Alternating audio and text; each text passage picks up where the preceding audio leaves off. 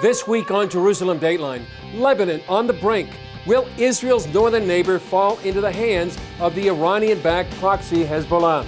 Plus, Israel shows what your next delivery from a local restaurant might look like. And a relic from the Middle Ages surfaces from the Mediterranean. All this and more this week on Jerusalem Dateline. Hello and welcome to this edition of Jerusalem Dateline. I'm Chris Mitchell.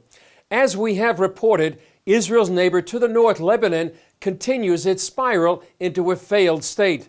Corruption, political paralysis, and lack of basic necessities like food and fuel plague the country that was once called the Switzerland of the Middle East. CBN's Gary Lane examines the latest developments and the danger Lebanon's plight now poses to Israel and the Middle East. Is civil war coming to the Middle East? Tempers are raging and violence is rising in the tiny biblical nation of Lebanon. 7 people were killed when gunfire erupted in Beirut.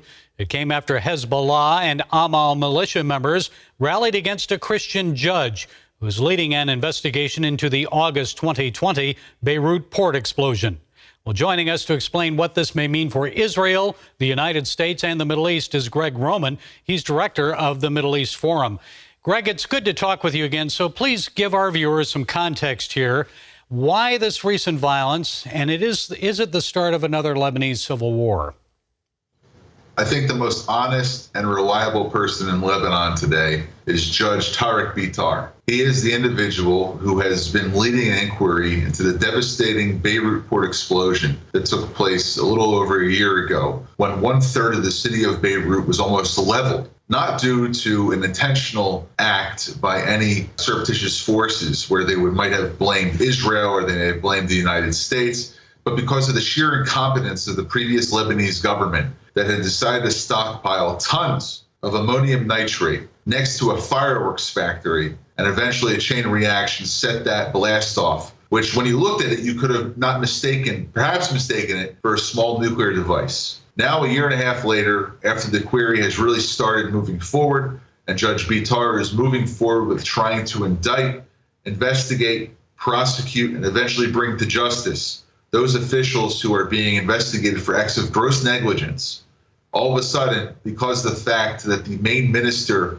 who would have been implicated in this act came from a Hezbollah-related political party, we now see members of the Hezbollah terror organization marching again on the streets of Beirut, threatening other Lebanese minority communities. The main target of their ire is the judge who's investigating their political allies. Now, this has not stopped Judge Bitar from going forward.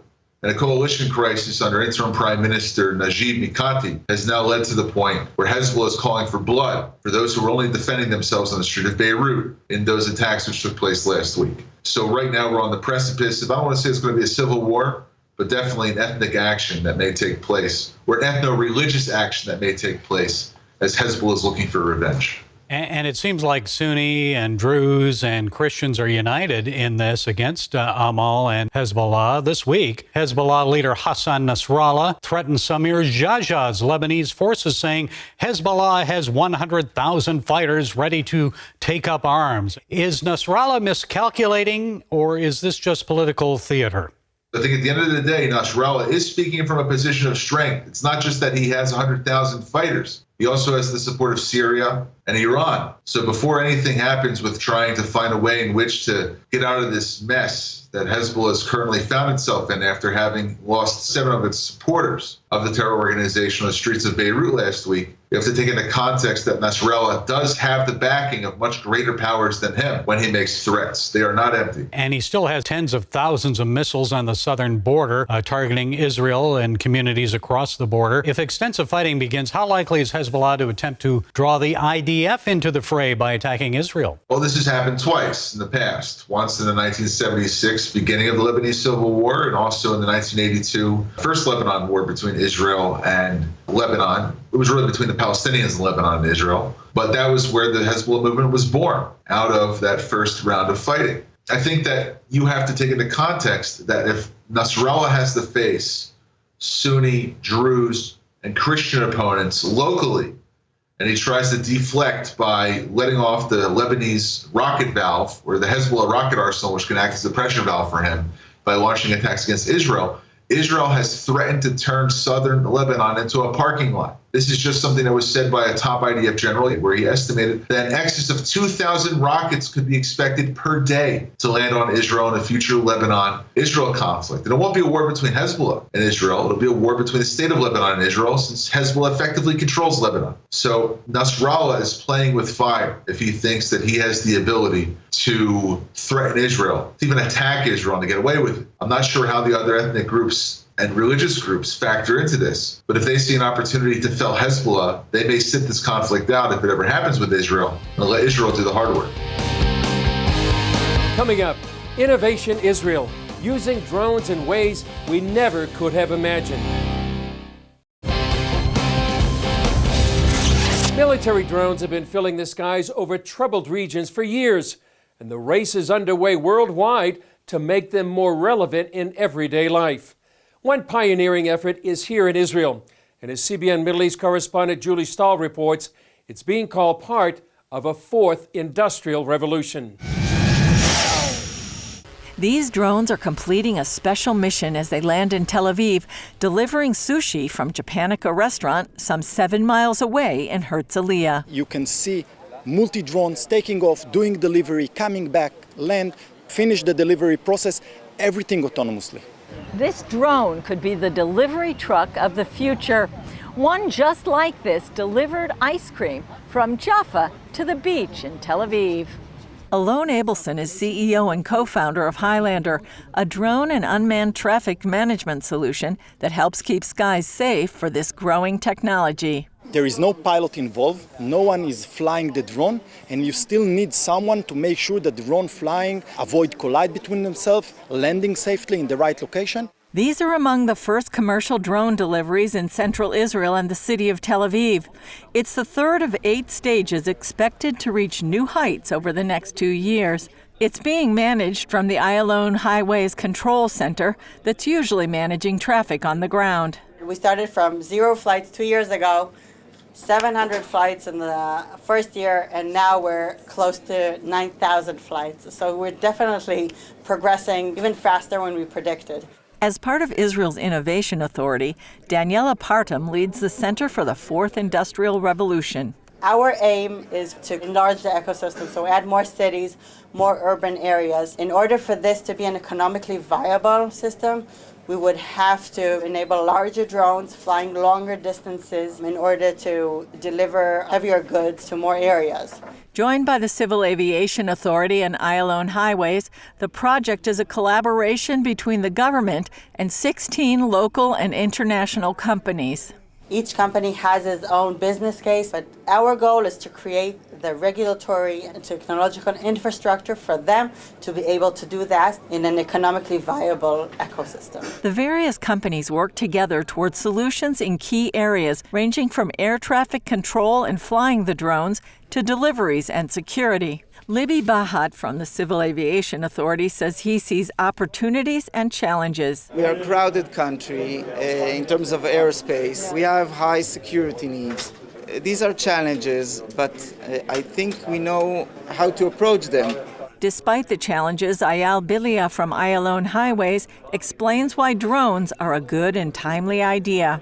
The lower airspace is unused today. So we're trying to open the lower airspace in order to deliver all kinds of goods and deliveries from one place to another.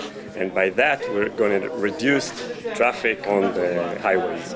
According to former General Yoeli Or and current CEO of Can-Do Drones, the Israeli military has been using this technology for 10 years. So we take it from the military side and adapt it for our needs in the civilian side.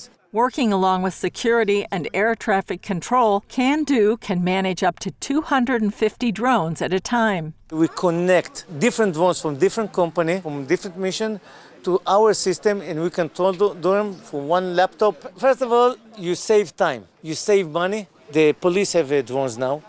The fire control, they have drones. So the drones have to speak with each other.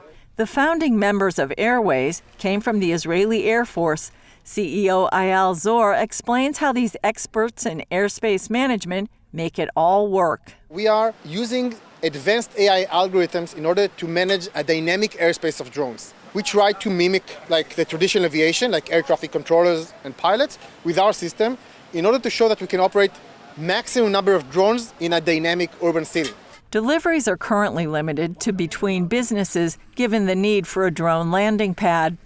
The order is placed through an app, then prepared, loaded on the drone, flown to the delivery site, collected, and taken to the customer. Daniel Rachamim heads up Mishlocha, one of the most popular and fastest-growing food delivery apps here. Until now, Mishlocha has delivered mostly food and relied on conventional delivery methods like scooters. As a technology company, though, Rachamim says he's always looking to the future. We don't have any doubt that the next stage will be the drones, because this is the best way, the fast way, the safe way to move things from one side to each other. Flytech is the aerial operator, and company vice president Yahav Price says the drones can transport a delivery weighing about 4.5 pounds. This is the first time in Israel you can see this kind of project, which means the first time we fly drones with no eye contact through a computer, like another UAV. Though the demonstration focused on getting ice cream to waiting journalists, Price says the vision reaches much further than just food delivery. This is a platform to show that technology is there and safety is there. We want to provide much more important things to our civilians, like big orders, machines, and medicines. We are doing a great progress, and today we are writing the cookbook for economic airspace of deliveries. Hospitals and medical facilities could be big winners with these deliveries, receiving life-saving materials quickly with no traffic jams. And consumers in the future will likely benefit in ways we haven't even imagined. Julie Stahl, CBN News, Tel Aviv. Up next, what the Spanish Inquisition more than 500 years ago has to do with Jewish immigration to Israel today. Immigration to Israel seems to be bouncing back to pre-COVID-19 pandemic levels. According to figures from earlier this month, more than 20,000 Jews have already arrived this year.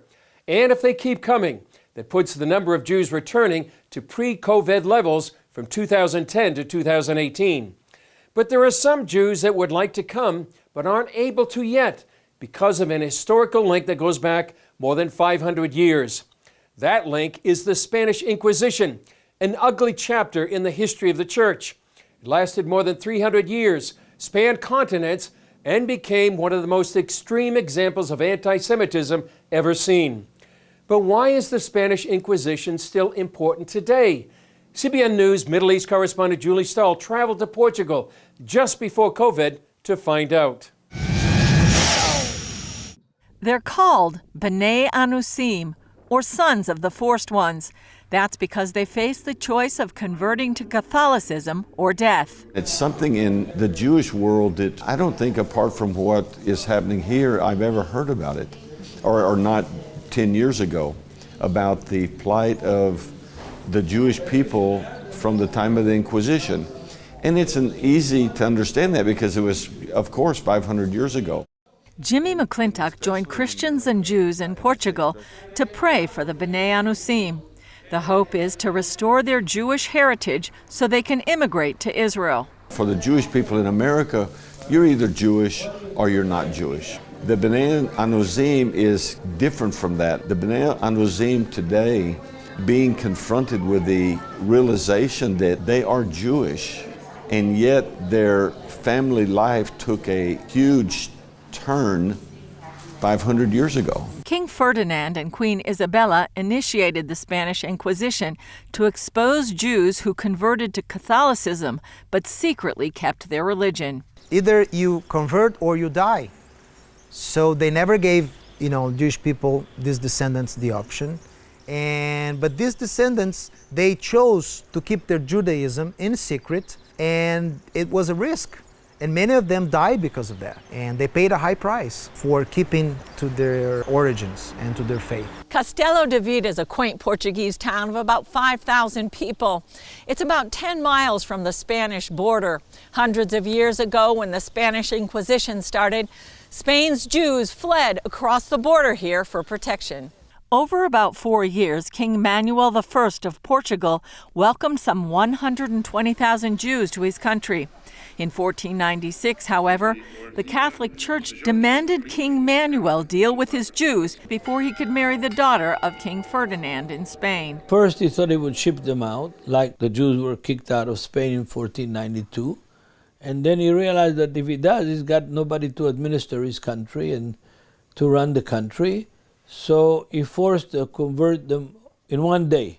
One of the places that happened was this town square.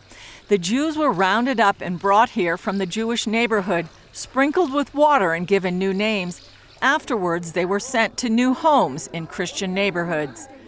At the time, many of Portugal's Jews fled to newly discovered Brazil, where an estimated 60 million of their descendants still live today. And they want to know more about how to reconnect to the Jewish people and to the Jewish faith.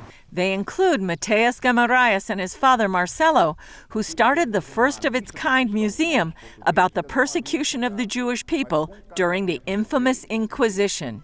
What is happening is that today we have thousands, if not millions of Brazilians that know that they are descendants from Jews from Portugal and Spain.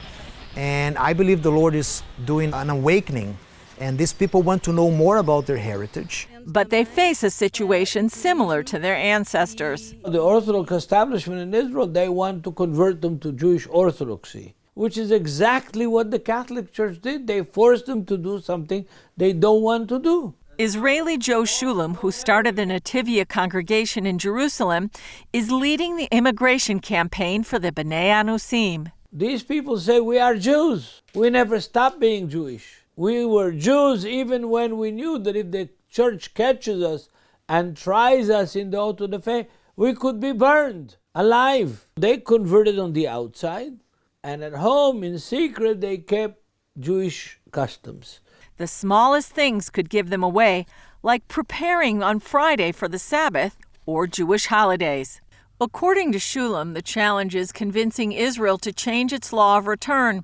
It currently states a Jew who converts to another religion is automatically disqualified from immigrating to Israel. They have kept their Jewish customs for 500 years on their own free will at the pain of death and torture. So why now force them to convert? Shulam and others believe this return to Israel would fulfill biblical prophecy. God says through Obadiah the prophet that the Jews from Sepharad, I am a Sephardic Jew, the Jews from Sepharad will come back to the land with God's blessing and settle the Negev. Israel has been trying to settle the Negev for 70 years. It's still empty. The Negev is waiting for these Jews. Isaac Herzog, chairman of the Jewish Agency, tells CBN News discussions are underway on how to handle immigration of the Bnei Anusim. This is a major issue because it also has to do with legal issues, historical issues. But yes, I'm very much looking forward to an enhanced policy together with the government in Israel on this. The vision is big. Shulam says they hope to eventually bring 2 million of these Jews back to Israel. Julie Stahl, CBN News, Castelo David, Portugal. Still ahead, an Israeli scuba diver discovers a 900-year-old treasure in the Mediterranean Sea, adding a puzzle piece to the history of the Holy Land.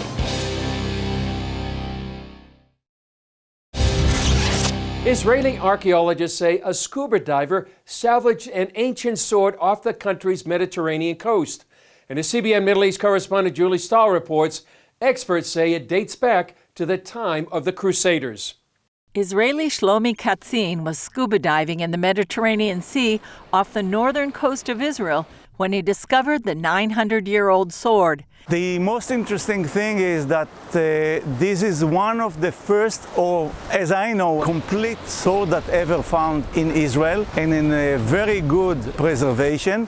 We know that usually under the water, the materials, the archaeological materials survive better than on land. Katzin also found stone anchors and pottery fragments on the seabed. The finds were apparently uncovered by the waves and undercurrents that shifted the sand. Fearing the sword could be stolen or swept away by the currents, Katzin took it ashore and turned it over to the Israel Antiquities Authority. Katzin received a certificate of appreciation for good citizenship.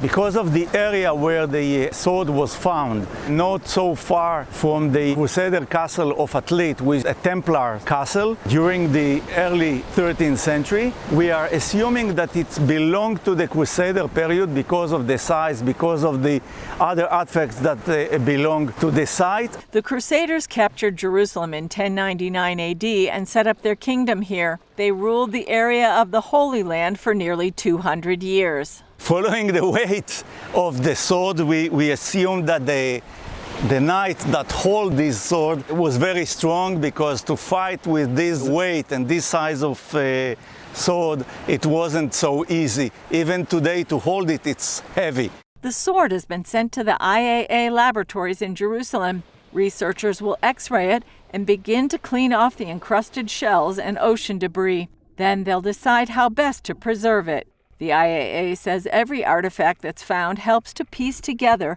the historical puzzle of the land of Israel. Julie Stahl, CBN News, Jerusalem. Well, that's one more story piecing together the history of Israel. Well, that's all for this edition of Jerusalem Dateline. Thanks for joining us. I'm Chris Mitchell. We'll see you next time on Jerusalem Dateline.